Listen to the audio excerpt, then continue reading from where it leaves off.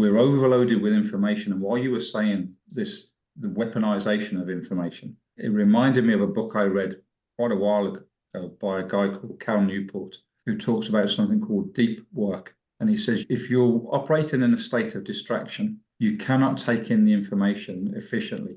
So we are constantly surfing the very surface of the information that we're looking at. And the reason for that is predominantly the way it's presented to us. A pet hate of mine at the moment is this trend for talking about storytelling. Because again, going back to the branding and the marketing and the monetizing, all the people that talk about storytelling don't tell stories. It's just another complete basket of bollocks to me. It's a watchword that people use, don't actually do. Tony was there talking earlier about people's values, and you only find those out by listening to their story. And the thing I like about this conversation that we have is the very first time we did this, we had this conversation, we're all being super professional. Then Rob turned the recording off and we all just started telling each other stories about our professional career. And I really liked that, because to me, that was where the value was, that bit at the very end where we got to know each other a little bit. And the reason I've shifted across to the writing now is because instead of moaning about the fact that there is no real storytelling going on, start doing it. I feel compelled now to, and if you ever look at some of my posts, I don't see that as storytelling as such. It's almost like poetry in a way, but it does grab people's attention. When you can say something, and we talked about this in previous conversations, if you've got a group of hostile workers who don't like the way you're doing something, for instance, and then you start telling them a story, you've got them. We are hardwired biologically to tune in to a relevant story.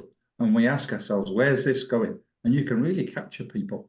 And everything that we do, whether we're training, whether we're marketing something, whether we're just writing for the sake of the art, whatever it is we're doing, if we can tap into that idea of, we've spoken about mythology and archetypes and all that stuff before, if we can tap into that, and that's really where I've honed in on recently, because I'm writing something at the moment. It's a story. It's going to be a work of fiction, actually, but there's something underneath it.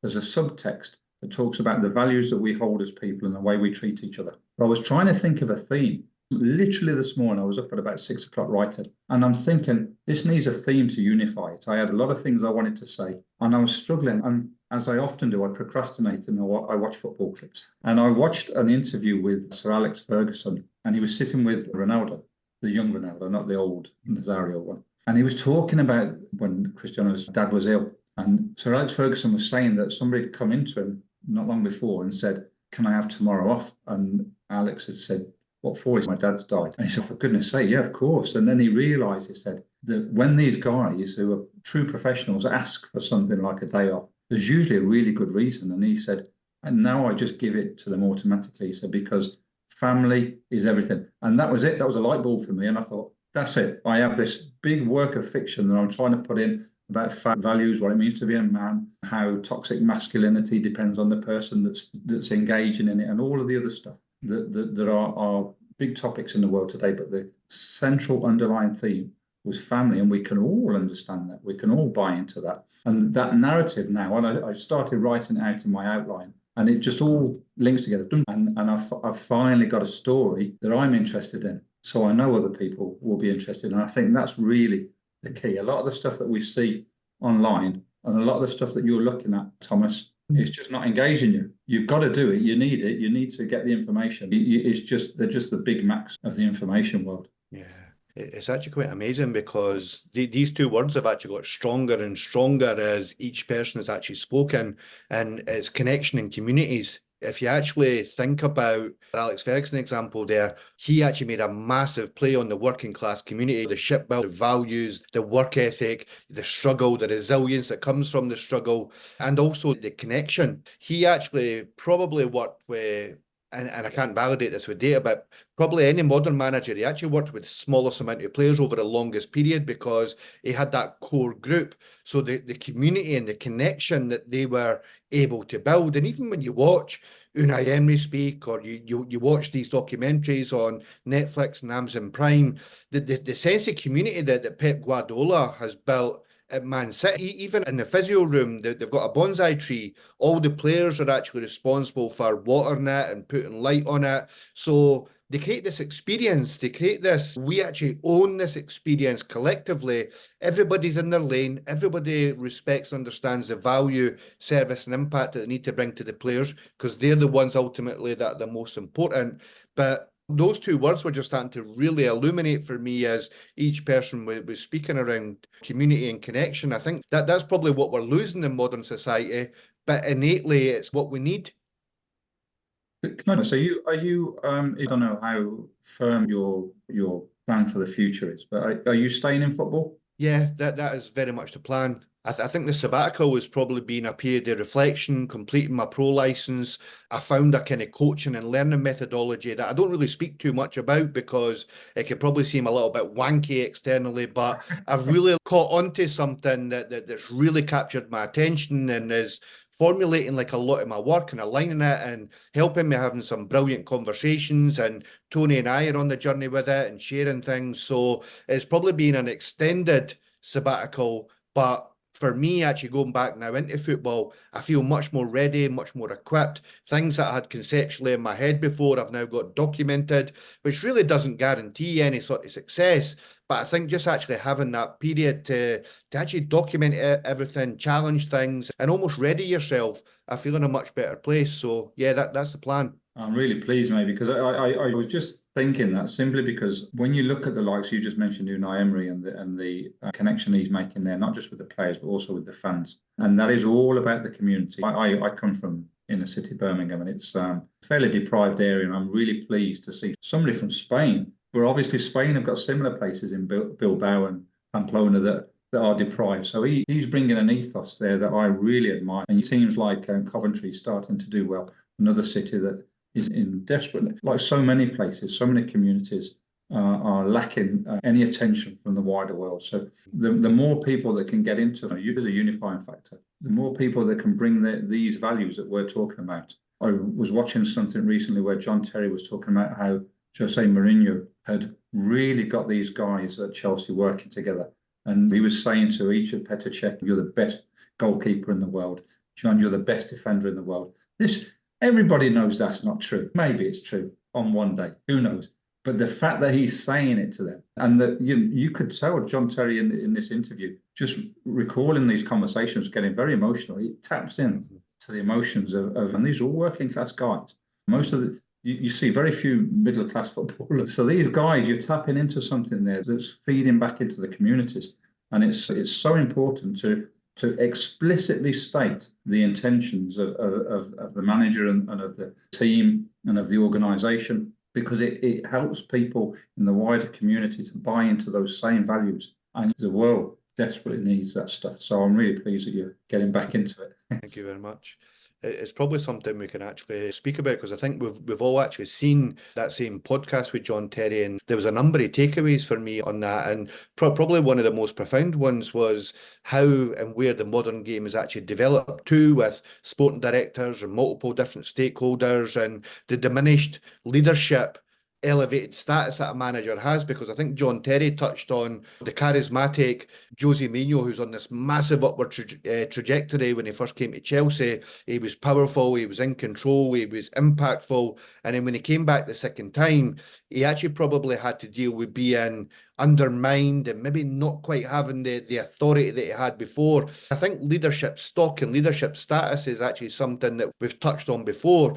But that was a really nice example for me that the managers of yesteryear, your Sir Alex Ferguson's, your Jose Mourinho's phase one, they would actually have to adapt and evolve in the modern day to actually work with these multiple stakeholders and actually know that they're a central cog in the wheel, but they're not the ivory tower manager of old. And that was a really strong takeaway for me, and something that Tony and I actually spoke about as well. Yeah, and I think also to add to that, with an amount of currency, if you think about the West Ham situation, where it seems seemingly David Moyes has known for a while that maybe the contract that was offered has been taken off the table or whatever, but you get the played out in the media the fact that the new sporting directors are not allowed anywhere near the dressing room like that. I can just feel because I'm a feeler, I can put myself in other people's shoes and think on both sides of that equation, whether you're the manager or the technical director, what the hell is going on? Who's in control here? Who wants control? it makes me feel uncomfortable, but at the same time, it gives me a real sense that there's so much to be achieved yet in the game with regards to unity and alignment and community and all the good stuff that we talk about that I know Thomas can facilitate and bring into a sporting organisation. I see that for myself.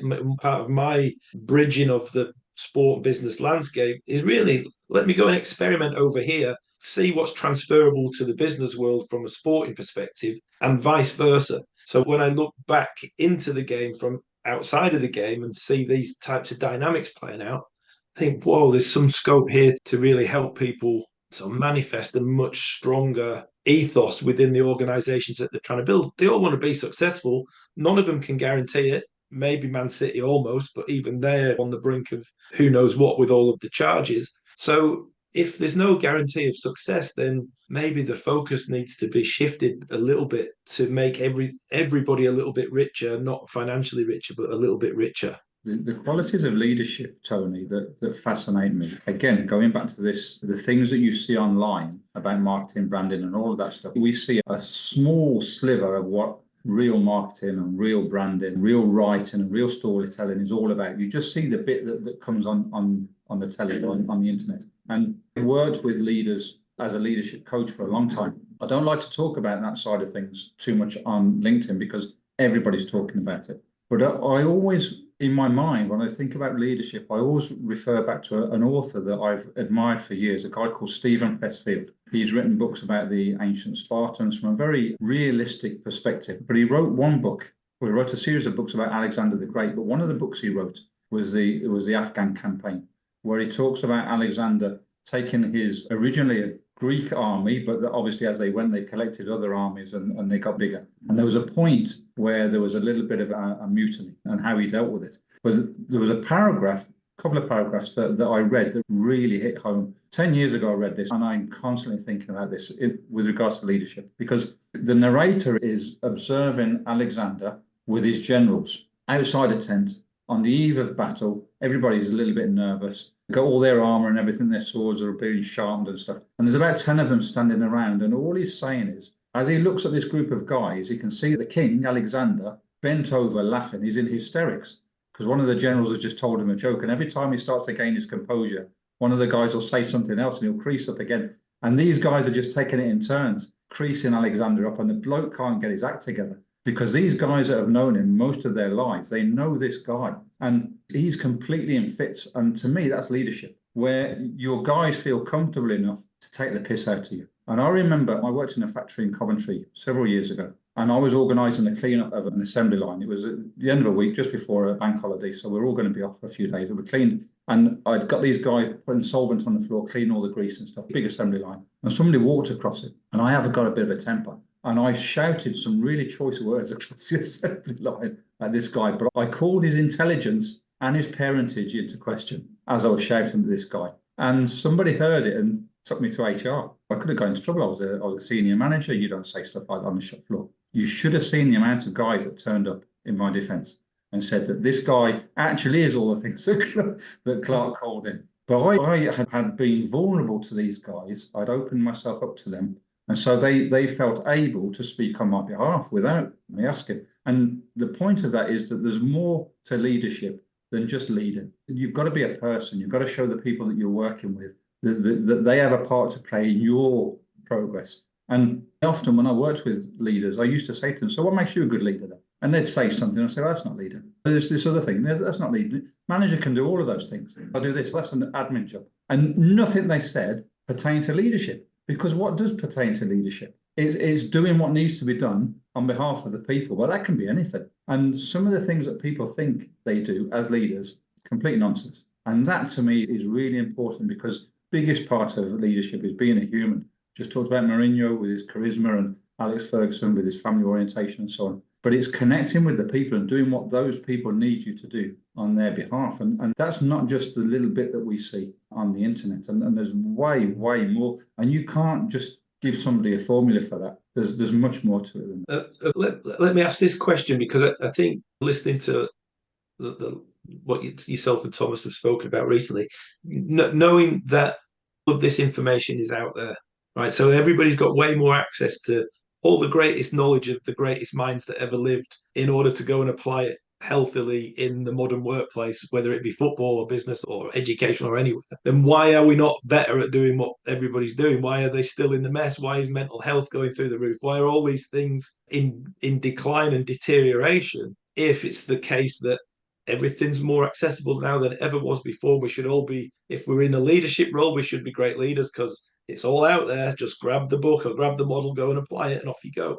Because it ain't working. So for all of this great knowledge and great vast amounts of stuff that we're consuming, the workplaces that I go in are still fraught with human frailty and people who need to be heard and understood and appreciated and accepted, and all of those things that just by following a certain doctrine doesn't give you. I was just going to say, at the risk of hogging the line, but I just want to very quickly say that the reason I started working for myself 18 months ago was that exact thing that you've just said, Tony. I was working on a 12-month contract. The environment, the culture at the place was horrible. It was poison to me. I just detested being there. Really, I got the job done in 7 months and got the hell out of there because nobody listened. Nobody at the top listened. And I spent the 7 months that I was there saying to the guys in the lower tiers of the organization that they needed to learn how to manage upwards, because these guys at the top are not going to listen unless you make them listen. And the only way you make them listen is to start implementing the things that we're talking about and then not moving, because bosses, by and large, with all the good intentions, can be a bit lazy. They've got a lot on their plate. When I say lazy, I just mean that there are certain things that require an enormous amount of effort, like being authentic and vulnerable and open and listening to your people. But they haven't got time. They've got so much other stuff to do. So they revert to default. And I got to the point where I just thought, these guys are fobbing me off. They're not listening to me. They're not listening. You can see I'm not the sort of person that to be fobbed off very easily. So we had some really interesting discussions. But exactly as you've just said, that it's not working. People don't apply it. It takes, I think, enormous strength of character. This is why I asked Thomas whether he was going back into football, because he will put it, excuse me for talking about you in front of you, Thomas, but I honestly believe that you will make yourself uncomfortable to get done what needs to be done. You talked about the going and having cups of coffee and that with the guys. Those things are not necessary, but they're massively important. Tony's point, from a background in relationships, I often looked at why, like in relationships, I used to get couples, but I would often get people after a relationship or wanting to get into a relationship. And I would look at why in a time when there's more more access to single people than ever before, were people saying there's no one decent out there. And it's patently not true, because statistically, we're grouped in, like in the old way, there would be a village of there may be 3 or 4 potential matches, and that would be it. So I'm thinking about all of what all of you have been saying, and it really comes down to what Thomas said, which was 2 elements, was the community and the connection, but it was also about the digital world. So I think I think one of the things about social media is the platform was set up in a certain way. And so I used to blog, and my blog would be like 3,000 words, and it would be like a full rambling thought, whereas social media is you've got like a minute. So I think so what I'm really trying to say is I think the nature of community has changed. And so the Industrial Revolution was a big rupture in the way that humans went from being in a village of a few people to being in the cities, which is overwhelming it doesn't suit our biology. And I think in work, that whole model that we've based every other organization on is the factory. And that is hierarchical. The leader is in charge.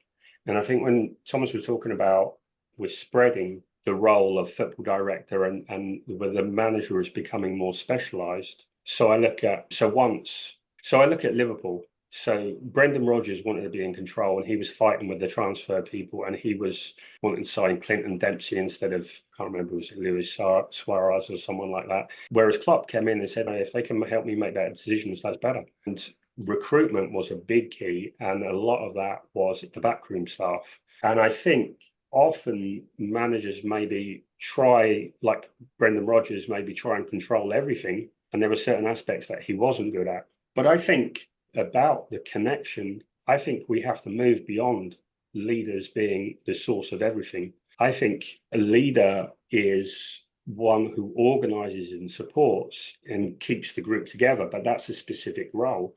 But equally, I think the old role of the hierarchy means that it's like everyone else was passive. Whereas I think now, if you're evolving and football's becoming more professional and work is becoming more specialized, we have to have everyone as a more equal, and it's more like the Prime Minister, like first among equals, rather than I'm the leader and you're a rung down. But I think we're changing from being analog to being digital. We have to live online as well as offline, and that's changing the way that community is. It's changing how people are. It's changing relationships, and also the richer we've become. And so the more competitive things are, the more we have to focus on a specialism, and then we have to be able to bring that all together within the team. So I think it's raising the level of the team more than, because I think you see all this stuff on LinkedIn and it's like a leader has to be a super person, and we're asking for a different breed of person, someone to be aware of everything. Whereas I think if you up level the team, then the leader has more time to focus on their specific tasks. That's definitely something that's actually transmitted to coaching and coach education as well. And I think a lot of young coaches these days, I'm sure we've all got like Twitter and such, and you see some of the detailed analysis packages that these online tacticals do of your top teams. And even considering the level that I've operated at and Tony's operated at, I'm sure you're the same, Tony, I still look at their analysis and think, wow, even I don't see the game like that. Their attention to detail, their ability to theorize is unbelievable. And without generalizing too much, these people in general acknowledge that they probably couldn't stand in front of a dressing room and actually convey that message and engage and actually unite the players to that message, but they've absolutely got a part to play. But if you actually look at it from an evidence perspective, the first team manager role is now the head coach. There's been an evolution. And something I introduced to Tony recently, it's actually a really basic model. I don't know if you've heard of it before, but it's called the SCARF model. It's actually really simple. I was introduced to it by the sporting director at Dundee United. And again, as a reflection tool for me, it was actually really interesting. The SCARF model involves 5 domains of human social experience: status, certainty, autonomy, relatedness, and fairness, right? Really simple top level stuff. And when I hear what Tony said about David Moyes and his journey as a manager that's now a head coach, and probably at the back end of his career as well, the dressing room is probably the last inner sanctum that your old-fashioned typical manager has. And if you actually think about David Moyes' leadership traits that we see externally, you would imagine that status, certainty, autonomy, these things would be quite high on his list to actually have the leadership presence that he needs to manage. So I would expect, without actually knowing all the details, but I would expect a sporting director to respect the need for his space to command and to control the last frontier of football management. And there was another word that kept coming to my head as you guys were talking, and it's a word that I'd never really heard before, but it was about where we always talk other people up. And Brendan Rodgers in his first spell at Celtic was really good at this, and it was very subliminal, because in all his pre and post match interviews, he would talk up the assistant manager, the set piece coach, he would talk up the captain and the players. And I know it's easy to do that when you're winning very consistently, but the players actually started to adopt it as well. The physio done great getting me back ahead of schedule. The analyst actually told us to focus on this. So all of a sudden, the perception of this club is that, wow, they're aligned. Everyone's actually working together. There's community, there's connection. And you can actually paint this picture of it being more rosy than it actually really is. Because in any one season, leadership stock rises and falls, which is why when you actually listen to the John Terry podcast about Villas-Boas making them sit at the back of the front of the plane in economy, it's leadership suicide, these decisions, because in pre-season, as an example, your stock as a head coach is super high. Why? Because you're not playing competitive football. So that there's nothing for the external fan base or the online judgment or even the players. So your stock is high. So you might actually fall into the trap of thinking, I'm actually going to show a real show of leadership here, and I'm going to show who's the boss. But the reality is that over the course of a season, you need the players to show you as much humility and forgiveness as much as you need to show them. So to actually take advantage of them and actually to take that leadership authority, David Moyes would never do that as an example, because he actually knows how and where to use his status and authority, which is actually in the dressing room. So for me, there's a lot of really interesting things that have come through, different things that people have said here today that really remind me of that, edifying people. Maybe something I can actually throw up here again on the pro license. We had to come up with our one-word equities. Again, I don't know your thoughts on that, whether it's limiting, but again, it's a reflection tool. My one-word equity was enabler. I like to solve problems. I like to see where I can help breakthroughs, whether it be process, whether it be resources, whether it be a dynamic thing. And I'm actually still quite comfortable with that one word equity. And I suppose you should always be looking to maybe reflect and see if you can push it on. But again, guys, just thank you for all the different thoughts and ideas that are rolling around here, because it starts to really crystallize your own thinking. Yeah, I love that one word equity thing. I think, and that reminds me of reading a couple of recent posts of yours, Clark. And let me explain. There's almost like a cadence to the way that these succinct one line after another that's really punchy. It's almost you're making a real clear point in as few words as possible. And it lends me to a little exercise. We could actually try it here if you wanted to, but maybe for another time. If we each thought about what's the purpose of these conversations, why are we having them? If we think about who we might be serving by having these conversations publicly, so who is that group? And then to describe it in 2 words, and the only 2 words you're allowed to use. The first word is an ing word, a doing, a being, a wanting, a giving, a supporting, whatever it might be. What? So we serve this group of people by something X. How would you describe it? So that's the exercise. Normally you would give a group 5 minutes to come up with a really concise purpose statement. And then, of course, as a collective, we would work together to try and meet in the middle and find out what the purpose of these football position conversations are. It's an unbelievably powerful and simple way to help people attach themselves to what they're doing with more meaning straight away. You're getting under the skin of, well, what's their purpose?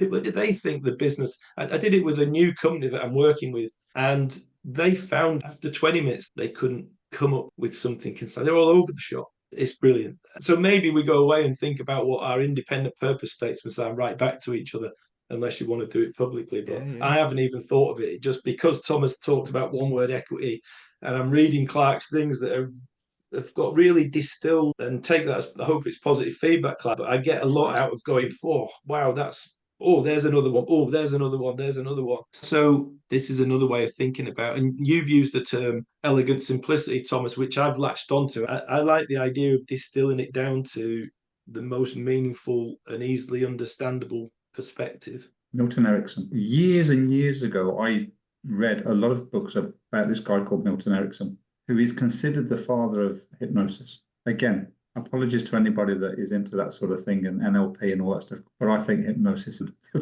is a load of bollocks. It's a thing. I know it's a thing, but it's not as much of a thing as people think it is, I believe. We're all open to suggestion, but it's not as mysterious as people make it out. But the reason I mention him is because when you just mentioned that the way I write, I often find when I have to speak to a team of people or to a leader or whatever, the first thing I ask myself is, what am I trying to accomplish here? And you just mentioned that 2-word exercise. And for me, it came straight to me. The first word for me would be challenging, because I am all about challenging people. Why are you doing it that way? What's the point of that? How is that going to help anybody?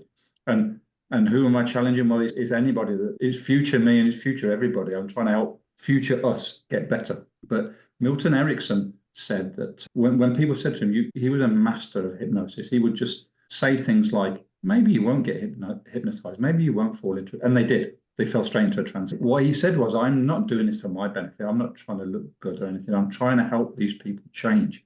And that, for me, is the absolute key.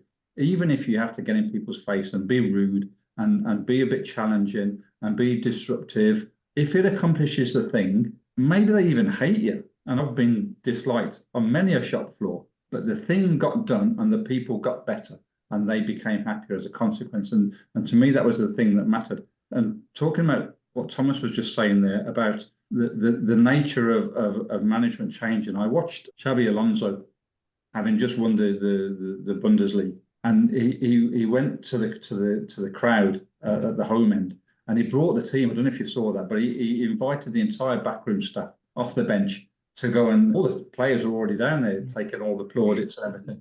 He got the entire backroom staff onto the pitch, and I just thought that was wonderful, because it showed that, as both Rob and Tony have just said, that leadership is no longer the top of a hierarchical structure. When I was at that place I've just mentioned that I left early, I was trying to push the idea that a leader is the hub. He's not the top of a pyramid. He's the center of a wheel, if you like, where there's information feeding into him, that he's also feeding back out to little hubs, wheels within wheels, so that every person that works there has a circle of influence, and that circle of influence feeds into other circles of influence. To me, it was very organic, but it implied that everybody within that circle was important.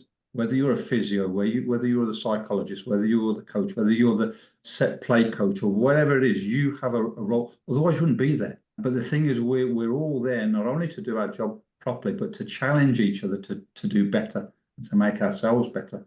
And I think when you look at somebody like Milton Erickson, he used what he had, which was his words. The guy was disabled. He was in a wheelchair. He had nothing else. But he used his words to change people. And for me, that's the most important. That's why I'm doing the writing thing. Now, if I can say something that will make a person's life change, honestly, the feeling I get from that is overwhelming. I'm getting old now, so I well up a little bit from time to time when I see people making those sort of changes. I'm turned into a soppy kit. But if you can do that, and if you can encourage people to start to form this wheels within wheels thing and become the hub around which people start to circulate, that's what, to me, is what communication and community is all about.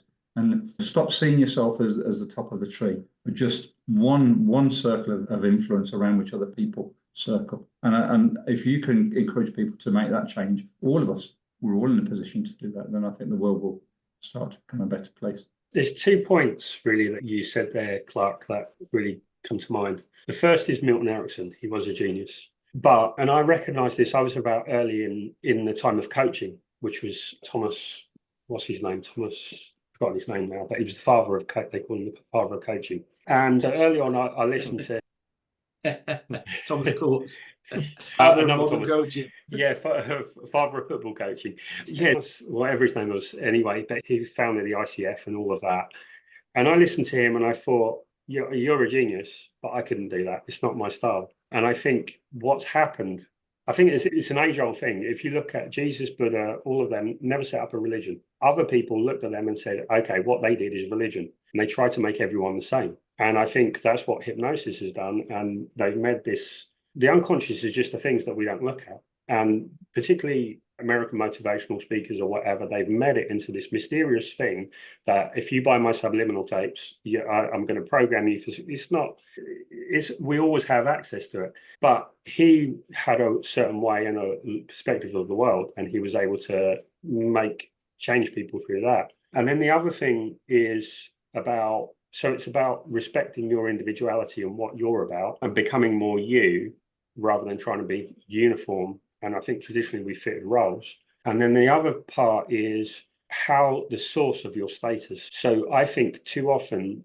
people have become leaders for status because we're all seeking status. And maybe it needs to change that leadership is a role and it is about being more of you. And if what you have is that becomes part of the group, it's not a badge of status, and that we can get status from being ourselves more as being, so that the team works from the sum of its parts.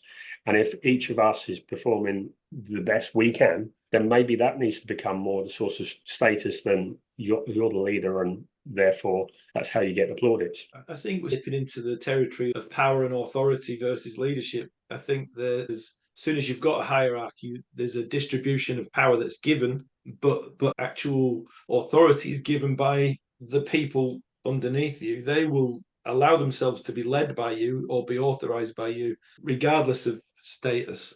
I guess for me, the idea of if I'm facing a challenge that I can handle on my own, I'm excited about it, just let me do it. Don't come and tell me how you want me to do it. Just leave me alone. I can do it. Now, if I'm working with Thomas and we've got a challenge and we're uncertain about geez, we haven't tackled this before. Gaffer, how do you think we should tackle this? Then maybe I can come in and we'll work together to try and mobilize ourselves towards meeting this thing that at the moment we can't see what the answer looks like.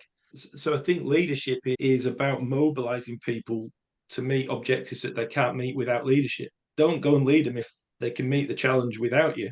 That ability to step back, call it reading the room if you like, but it's more than that. It's more nuanced than that. People need leaders when they can't meet the objectives on their own. Can I just say what I think is, when you say it's more nuanced than that, can I tell you what I think it is? I had to develop a training program with a previous client. It was quite a large organization, and they had a lot of managers that were not managing the way the organization wanted. So I put together this thing called a leadership roadmap, and it was, again, not your average training. It was designed to challenge what they thought about themselves. And there was an introductory class that we said, this is how it's going to work, etc., etc. But the very first actual session with the managers was about servant leadership. And I said, what is it? Nobody knows, because it's an Americanism that nobody can explain. The guy that invented it can explain it. He's probably the only person I've ever heard say it reasonably well. But we talked about it for a little while, and I said, look, what servant leadership really is just a modern, posh way of saying humility. And when you say, what is it? It's more nuanced. It's about being humble. It's about knowing when to divest yourself of this earth to lead the charge, as you quite rightly say. If you know what you're doing, why do you need somebody to lead you? And a humble person stands back and says, no, you've got this. Celebrates it, yeah, acknowledges it, respects even it. If the person thinks they haven't got this, but you've got faith in them, you say, no, seriously. Again, I was watching Cristiano Ronaldo with, is it João? Who's the guy that missed the penalty? And then at the next Euros, when Portugal won the Euros, the same guy didn't want to take a penalty. And I watched a clip of Cristiano Ronaldo saying, no, you've got this if we lose. And I just thought, that's brilliant. You put your entire country's final hopes on this one guy. Well, what did that do for that? And he scored a penalty, obviously. But to me, that's humility. That's saying, no, you first, please, you. I've got complete and utter trust in you. And when I said to these guys, how would humility manifest itself on the shop floor? And everybody said, oh, empowering people. I said, well, why is that? What are you going to do? What are you going to give them? I said, how about you say something and then say to them, what do you think? Get their opinion. You literally just said to them, I value what you've got to say on this subject. And that's really all it is, isn't it? It's being able to say, no, I think you've got this. That was a frame of mind that I felt really comfortable in when I had my first professional head coach role, because I actually respected the players being the 1%, if you like, because what we know in the academy system is that only 1% make it professionally. I always took the viewpoint that in terms of my area of impact, it wasn't necessarily on a Saturday as the game is actually happening live. And I like to be quite calm on a match day, because 95% of what the players will do is what they'll have done for the previous 100, 150 games of their careers. And if we've planned well, if we've delivered and executed well in terms of the preparation, then enjoy the match day and find your area of impact, either to remind them, to show them a clip at half time, to redirect them. But this whole up at the tactics board and actually orchestrating and playing PlayStation is not something that I ever wanted to get involved in as a head coach, because that servant humility leadership is me recognizing that, look, guys, you've actually done something that I aspired to do. Either didn't have the physical, technical, or the mental qualities to do it. I'm obviously saying this in my head. You guys are professionals. You know what you're doing. And I think that edifying again, either subliminally or quite directly, it built a real sense of mutual trust and quite a strong sense of comfort in the relationship. And even simple things like after training, and it's just innately in me to do this. We as a coaching staff would never eat before the players. Even if we were absolutely starving, and I'm the head coach who should essentially, in the old-fashioned way, be in the ivory tower, I would never eat before the players. And I know at other clubs that after games, there'll be members of staff, which you could almost claim to be quite low-ranking members of staff, eating food off the table. And I know Simon Sinek talks about leaders eat last and that kind of stuff. But I really genuinely feel like there's moments as a leader where you can actually tip your hat to those on the battlefield and say, I respect you, that this is your space to actually take more off the table than actually us. And I think there's little moments like that during the course of a week where you can absolutely take status and authority and power and control as a head coach. But then there's other moments where you can actually be quite self-serving and or serving to other people. It's interesting that you say that, actually, Tom. So I was just thinking, and I've not thought about this before. So I'm literally thinking this out loud. But quite apart from the humility, a good leader also needs to have a sense of the dramatic. He has to have a sense of theatre. What you've just said there about tipping your cap. I now, looking back on my military career and my work in factory, I can think of lots of times when either myself or another leader that I admired did something and you thought, oh, that was really clever. It was just a little spectacle, a little moment, but it changed the entire dynamic of the group. And it really is about elevating other people. But at the same time, because I remember one particular boss who took the opportunity to elevate somebody, and the guy was really, but the very last thing was, still, you've got to get your work in on time. And I just thought, yeah, that he just put his little stamp on that. And I just thought that was so good, because he was saying, I admire you, I trust you, but you still got to do the work. And that sense of theatre, whilst being humble, you've also got to have a little sense of the dramatic as well, which is actually, never thought about that. It's brilliant. And what it does do is it actually creates the space for being authoritative. So there'll be a moment, even when the players least expect it, and it might actually be after a 1-0 win, where in the previous 2 weeks we've underperformed and you've protected the players internally, externally. Then they get that win and they think, yeah, the manager's going to come in and be really happy and proud of the players. And you just come in and you go after something. So they're always in this kind of, I'm talking about actually making them comfortable in the relationship, but you actually constantly keep them uncomfortable from a performance perspective, because you're very predictable in how you deal with them on a personal level, but professionally there's a level of, and that just keeps a nice creative tension in the relationship and in the room, where they absolutely do know you in terms of your values and your principles on a personal level, but there's a sense of crazed unpredictability where the professional senses, and Right. it's you're talking about kind of theatre, and it's all very intentional. And people have seen me lose my temper, and they think, wow, because I'm quite a tall guy and I can be quite intimidating. But honestly, see, in terms of my biology, I'm so calm inside. So again, I don't know if that's another share where it's when I'm talking about I'm on the spectrum of something, but I actually think when it's intentional and planned and you're actually calculating the impact, I think over the course of a season, you have to control that energy in a dressing room and really take control and command it. I don't know whether you're on the spectrum, Thomas, and whether you are or not, I think you're amazing. And it doesn't matter anyway. However, this idea of taking every opportunity to make a point, I think is a really good one. And if you can take that step back, personally, I've never been able to control my emotions the way you've just described. My emotions, unfortunately, they rule me to a certain degree. However, as much as it's got me into trouble, it's also worked in my favor, because very often I can say something and I actually wind myself up as I'm speaking, and I work myself up into a bit of a frenzy, and I've thrown my glasses and I've done all sorts of things. But that thing that you've just said there, that if you can gauge the moment and use those opportunities to make a point, whether it's intentional or not, is a real opportunity and you're really doing what we've just been talking about, this idea of making everybody an active participant in this wheels within wheels thing, that everybody realizes that they have a part to play, and that you, as the crazed nutcase in the middle that's running the whole show, is actually devolving a lot of the responsibility onto everybody else to help each other. And that probably, whilst you're doing that intentionally, I think you're also doing it authentically. You're still being yourself, and that is key. People can see that for sure. I think, yeah, that's great, because you used words that I was going to tap into there, Clark, which was Thomas's ability to regulate his emotions in critical moments is a real high level skill, and it's not easy to attain. You've articulated yourself, the emotions drive you to the degree, that ability to regulate that in order to channel it somewhere different, and it may work for you perfectly. Who knows?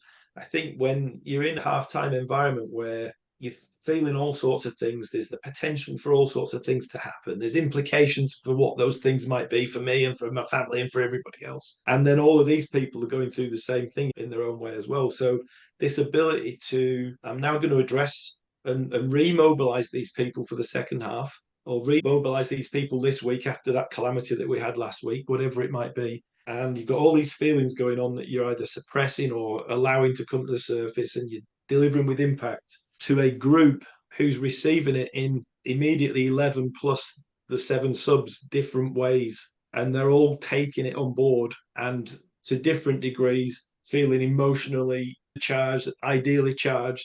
What it does, two things for me, is it reminds me how complex and almost an impossible task it is to get right. We're going to make more mistakes with more people more often than we think. And also the amount of courage it takes to lead, the amount of courage it takes to stand up over and over again, knowing that whatever I say is going to land better with some than it is with others. So I'm failing more with others than I am with others. It takes a lot of courage to do it.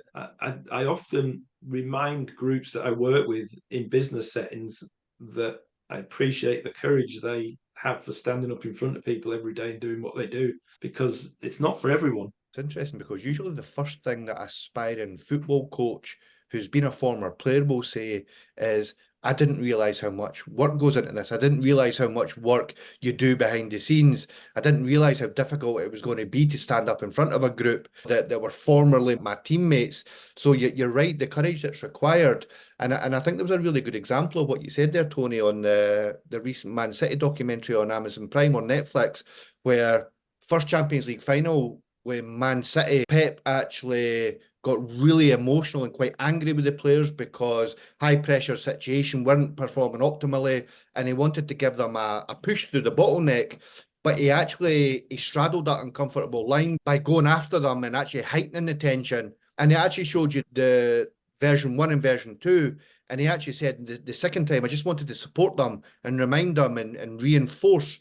And I think when you were talking there, that the thing that I kind of reflected on in my managerial career when I've given team talks and held analysis meetings is that we get lots of opportunities to mess up. And I think as long as you actually read the room, take feedback, and critically reflect on yourself, there's always a chance to get better the next time. And I think that Pep examples are a really good one, because there's one really strong example for me. So if I actually tap into the dominant side of my personality and I come after players at half time, they're actually understimulated for the start of the second half. So that's just something I've now got a critical body of evidence on.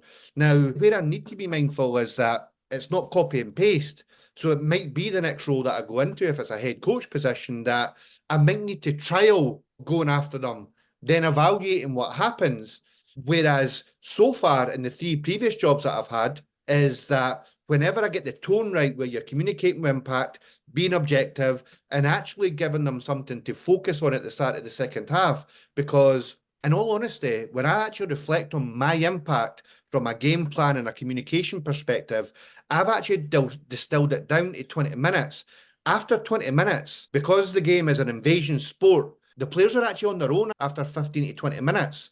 So again, in terms of actually reflecting on your area of influence, you just neurologically want them to be stimulated, that sense of community, that clarity, fit, fresh, clear, all of these sort of buzz that we use. But really, you can't joystick them for the full 90 minutes anyway. Yeah, that ability to relinquish the sense that I've got any control over this is really important. I think coaches or managers that have an innate sense of a need to control environments that are fundamentally not in your direct control puts people at health risk, puts people at risk of extraordinary stress and unnecessary anxieties. Let it go, guys.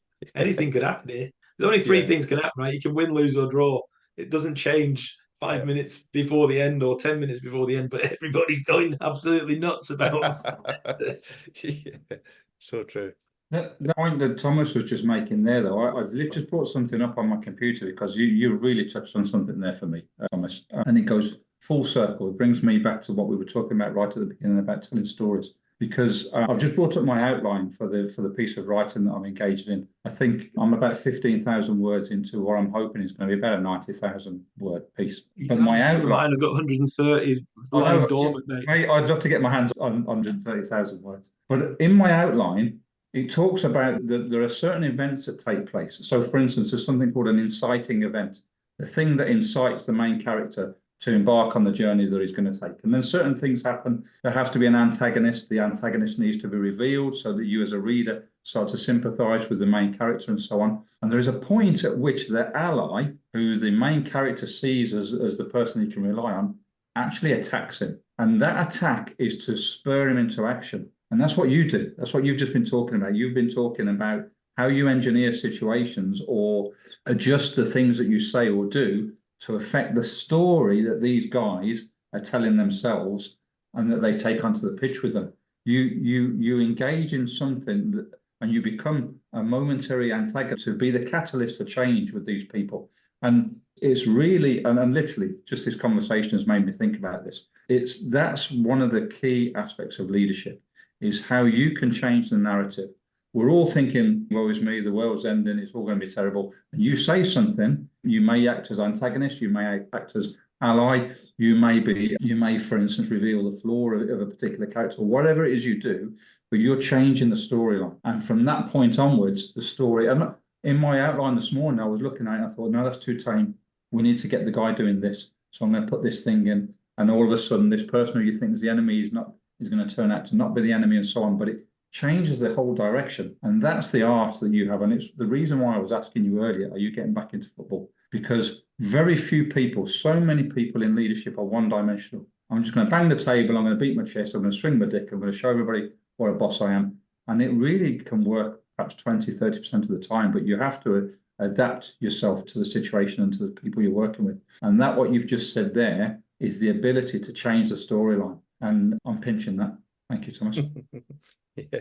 And I think the final thing I'll say is that over the course of a full season, that there will be moments where you will show absolute decisive leadership skills and it will be so impactful. And it might be as strong as telling somebody that you have actually breached the behavioural and the professional code of conduct of this football club and you're no longer part of the first team dressing room. Now, you hope and pray as a leader that never comes, because I don't think that you should go looking for that type of conflict.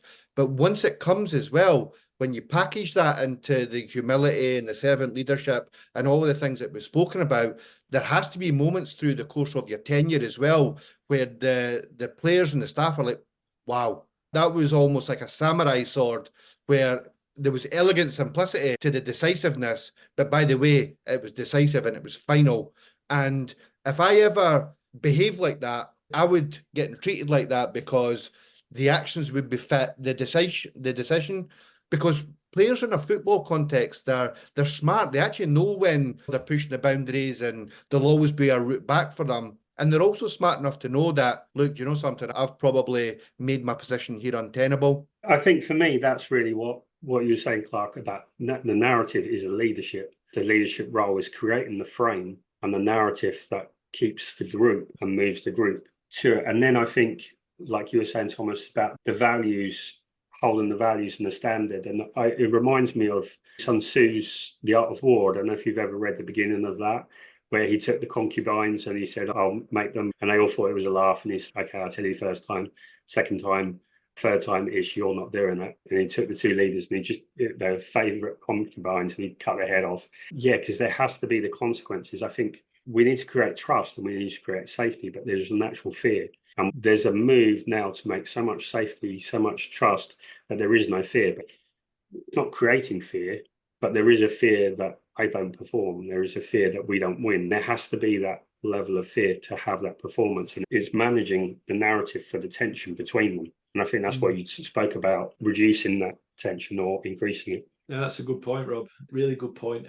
I think when going right back to the beginning of the conversation, when we were talking about the proliferation of content coming out, and you get new terminology like psychological safety, which we all probably agree is important, showing vulnerability, allowing people to say what they want to say without fear of comeback, and all of that sort of stuff is really important. However, and it's what we alluded to in the previous conversation, probably after the call more so than on the call, let's toughen up as well. And I know you can't say that in this day and age, but when you're in a highly charged competitive environment where the demands are external to what I say as a leader or don't say, the demands of the game don't change. The player needs to go out in front of 50,000 people and make independent decisions with irreversible consequences. over and over again. Takes courage to do it. There's no safety attached to that. I can allow them a soft landing if they get it wrong, if they make mistakes. Not going to hold it against them. I want to empower them to go and challenge themselves against an unpredictable, high quality adversary. When you really focus in on that, those multiple independent interactions that people are having in a game, it surely re-emphasizes the point. We've got no control of that as a coach, several steps removed. Between us and that action that's taking place over there is a whole plethora of complex, dynamic intention, fear, anxiety, emotion, passion. There's a million things going on that 5 seconds later has changed again. 5 seconds later has changed again. Now someone else is faced with, do I, don't I, should I, shouldn't I? Where do I, where don't I? How fast do I do it? How hard do I go? Jesus, what was I told 10 minutes ago by the gaffer? There's a million things going on in everybody's heads every second of every game.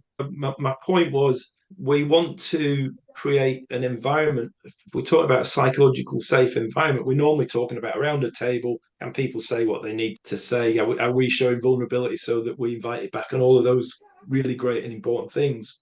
But when Thomas needs to dial up his get this done and get it done now, or the ruthlessness that is required in the moment, at times like that, there's no place for sentiment, and there's no place for, yes, we have all the humility in the world, but right now, forget it.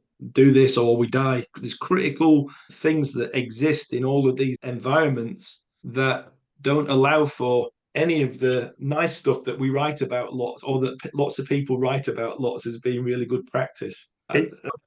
If that landed well or not. If I could take some writing tips from you, Clark, I could maybe articulate it a bit better.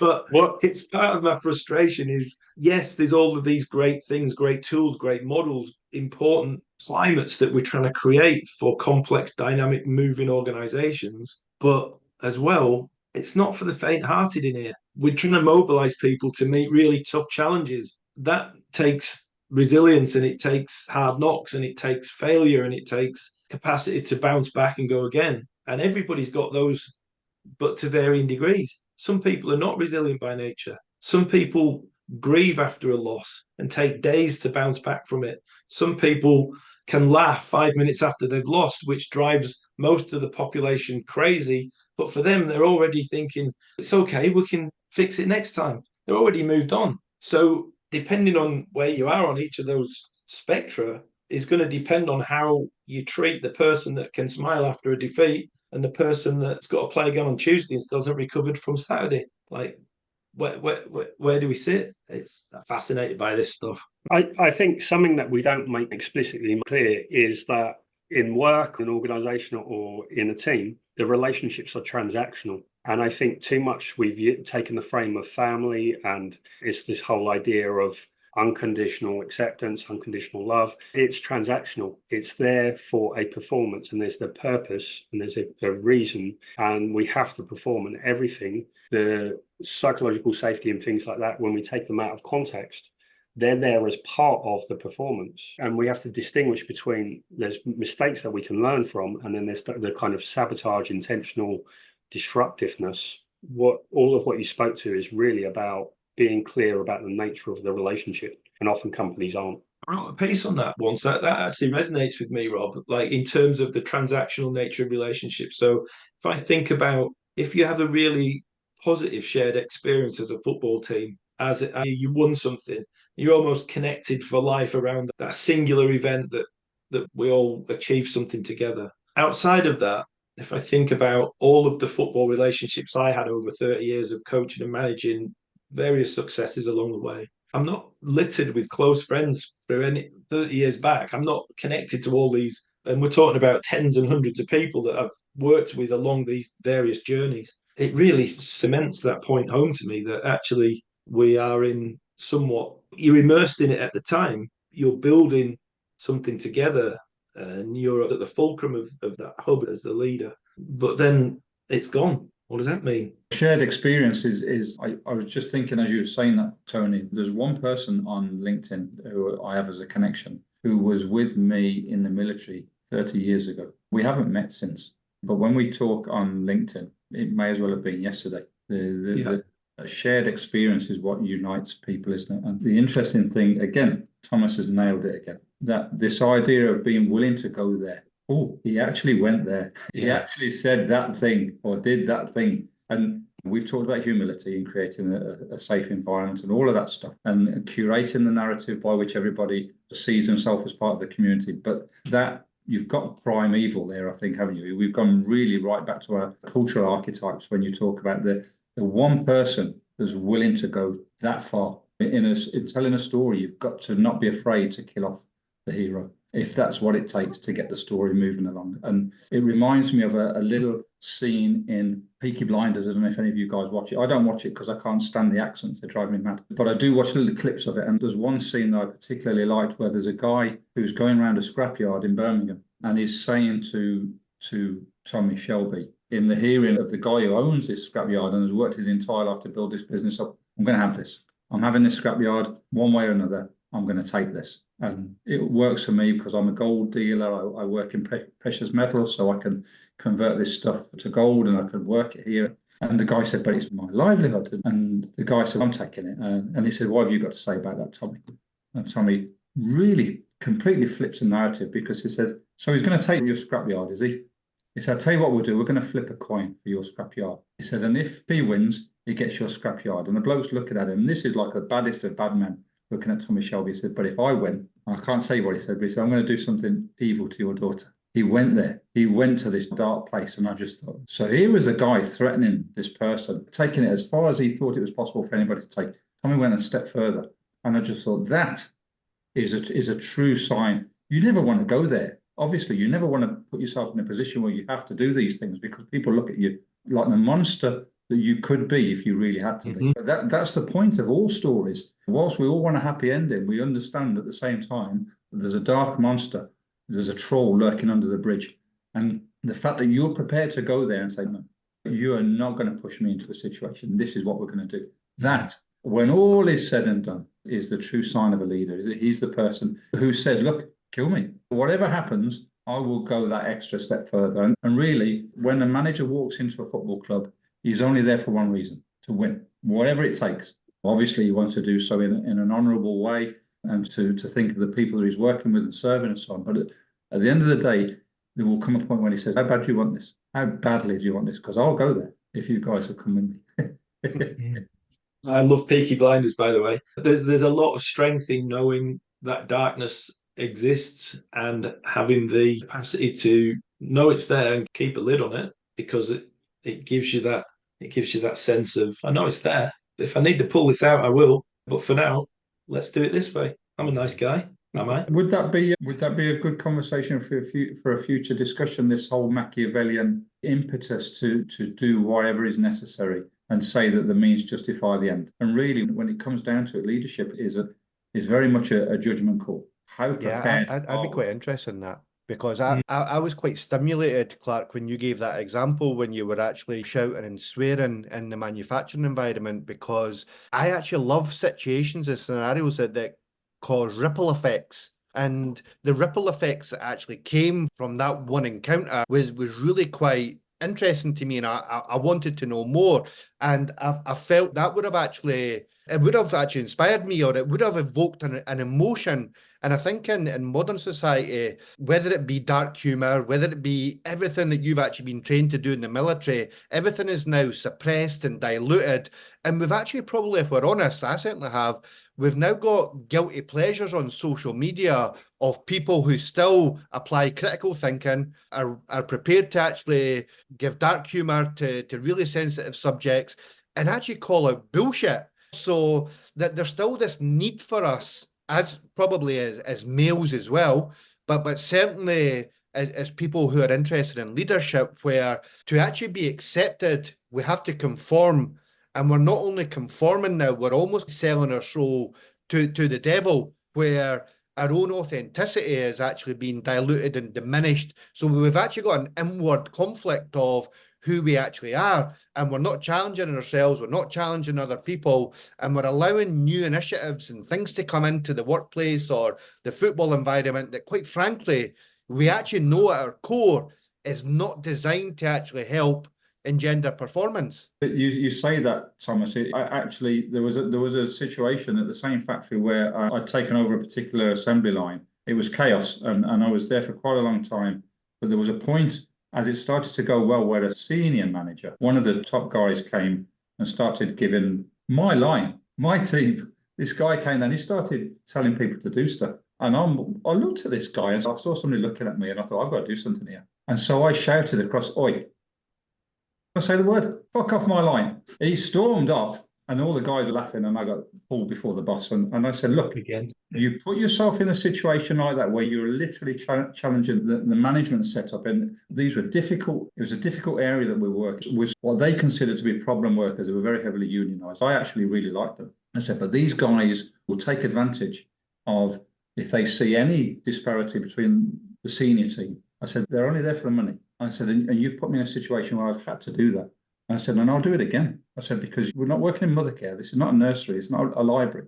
It's a factory. And it can be quite cutthroat out there. But it was really all about, exactly as you said earlier, Thomas, creating a little bit of drama. Can I get away with this? I think I can. I'm going to go for it. It's a risk, but I'm going to go for it anyway. See what happens. And because of that, all the guys, they all said, oh, we've been waiting for somebody to say that to him. You're changing the storyline, aren't you? And the thing is, I've always had this underlying 10th man philosophy. The 10th man is the guy that sees what's really going on, what's really happening.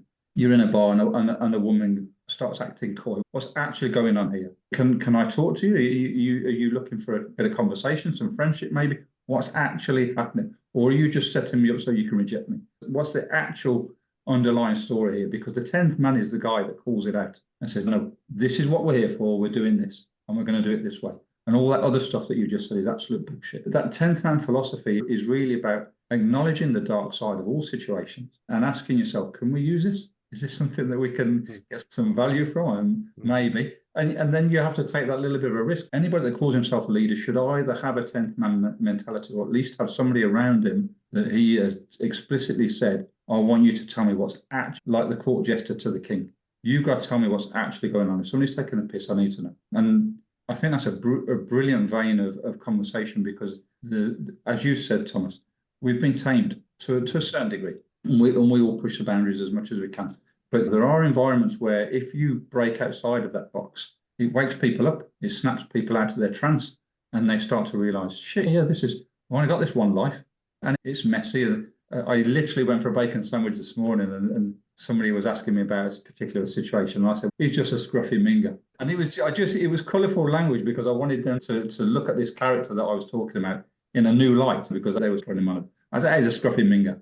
Because we're all scruffy mingers. We're all sweaty, smelly, striving against our own personal demons to get ahead in life. But at the end of the day, again, going back to what you said, it's all about community, right? Brilliant. Sounds like a good topic for next time, Rob. It's a balance, isn't it? It's balance between strengths and weaknesses and dark. What was it? I saw a quote, the darker the, I can't remember it. I'll have to try and remember it. Something like the brighter the light shines, the darker the shadow it casts.